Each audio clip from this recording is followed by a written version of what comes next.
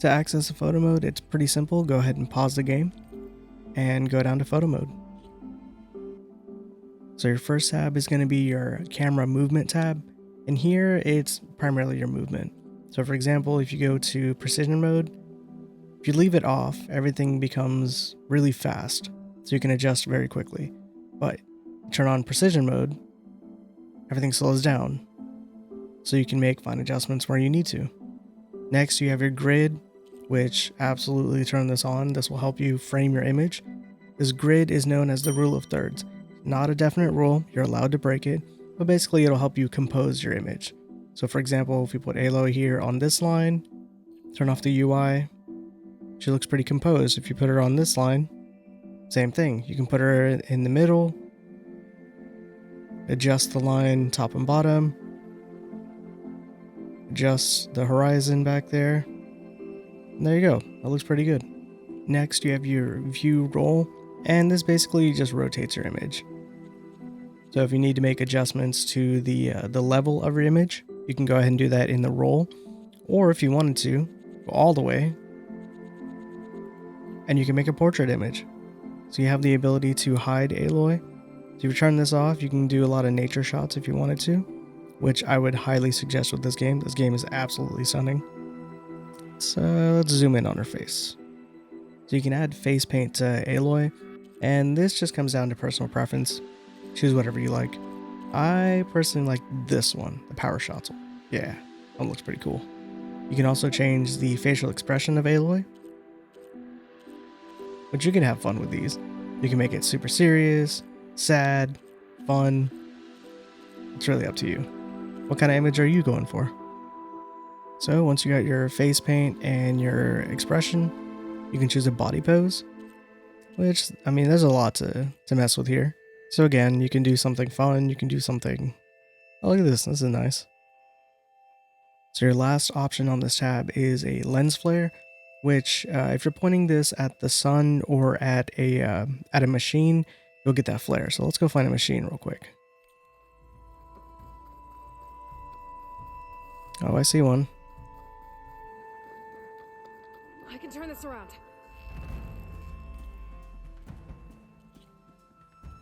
Let's go down to lens flare. Oh yeah, you can definitely see that here. I think so far that looks pretty good. Let's move on. All right, press R1, and here you have your lens options. There's lens presets, your focal length, depth of field, and aperture, which we'll get to all of these in just a second. But let's start with the lens presets. Now, it starts off with custom, but if you wanted to, you can go in here. These presets will have fixed focal lengths and an aperture that's already set. So if you see 12mm f2.8, 40mm f2.4, 180mm f1.9, I'll explain what all that means in just a second. So let's start with, let's go to custom, and let's start with the focal length. Focal length is basically your field of view. So 12mm is more of a wide angle lens. And then if you go all the way to the next one, you have 180mm, this is your telephoto. Let's go ahead and get this in focus. Now if you press R3, it'll toggle this little icon in the middle. This triggers your autofocus. If you leave it on and just move wherever, it'll focus on whatever you're pointing at. So I'm pointing at Aloy, she's in focus, point at the machine, now it's in focus. Let's mess around with these focal lengths. So 12mm, this is your wide angle. And as you can tell, this is introducing your wide angle distortion. Meaning that the foreground, which is Aloy, and the background, which is the mountains back there, it's being spread apart. It's being distorted. Like a real camera. Trying to focus on that one thing, and it doesn't want to do it. Come on, there we go, okay. So now we're at 100mm. You can tell Aloy is the foreground, she's right in front of you, but she's blurred out. The background are the mountains, which you can barely tell, but it looks like the mountain is right there. So this right here is your telephoto compression. Foreground and your background, they are being compressed. Now normally in most other games, there's like a little slider that goes through every single digit when it comes to the focal length. Here, there's only, let's see, 1, 2, 3, 4, 5, 6, 7. there's 7 options for your focal length, which isn't a bad thing. There's something you should be aware of, especially when you're working with cameras. You have your zoom lenses and you have your prime lenses. In this case, treat this as a prime lens. And what that is something like this. You see how it says 50 right here? This is a fixed focal length. It's 50 millimeters. This lens can only do 50 millimeters, as opposed to this lens that I have, which does 55 to 200 millimeters. This is your zoom lens. It changes focal lengths as you zoom in and out. Most other games, the way the focal length slider is set up, it's set up like a zoom lens. In this game, treat it like a prime lens, where you have 7 fixed focal lengths. It may be a little bit more challenging to get that image that you really want, but it ends up being more rewarding because you got to use your brain. You got to think outside the box. How do I get this shot with only 7 focal lengths? Let's see what you come up with. Next, you have your depth of field, which you can turn on and off. This is what introduces your blur, or bokeh as it's known in photography. So your depth of field is actually controlled by your aperture.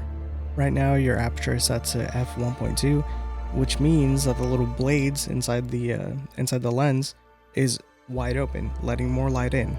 But not only that, you also get a shallower depth of field. So that's why Aloy is completely blurred out and then the machine isn't. Now if we change the focus distance, what you'll notice is that you have a small little sliver of focus. And if you move it closer to Aloy,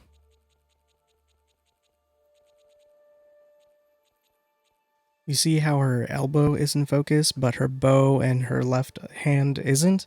That's your shallow depth of field. You don't have a lot of room to work with. Now, let's say you want the blur in the background, you want your bokeh, but you want that shallow depth of field to be a little bit bigger. You don't want it to be shallow anymore. Go to your aperture and do what's known as stopping down your aperture. So instead of f1.2, we're going to go the opposite direction. We're going to start increasing our aperture size. And what that's doing is that it's closing the blade inside the camera. And now we have more in focus. Let's do f22. It's a very subtle effect. f22 has Aloy in focus, the machine kinda in focus, but the background is blurred out. Now if we turn on and off the depth of field, you'll see what I'm talking about. Very subtle. And your focus distance is basically where your focus is going to be. You can adjust exactly where you want it to be. Right now I have it set to Aloy being in focus. Now if I move it a little further down, now I have the machine in focus. Now what you could also do is go ahead and hit R3. Focus on what you want to focus.